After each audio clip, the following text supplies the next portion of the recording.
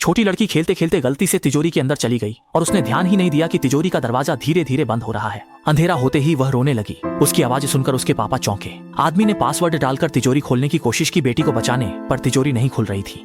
उसने कई बार कोशिश की, फिर भी तिजोरी का दरवाजा नहीं खुला। तभी उसे एहसास हुआ कि उसकी पत्नी ने चुपके से पासवर्ड बदल दिया है।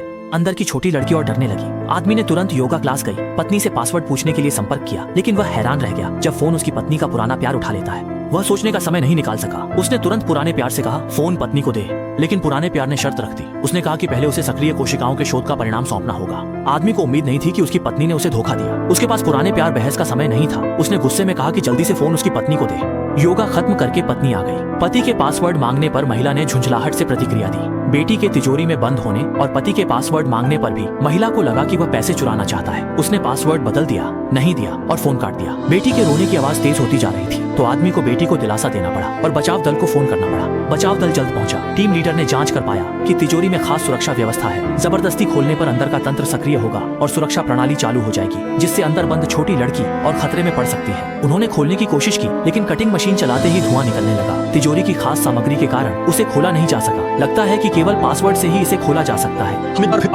अरे अब बस आखिरी मौका बचा है। अगर इस बार गलत डाला, सच अगले महीने तक खुल पाएगा।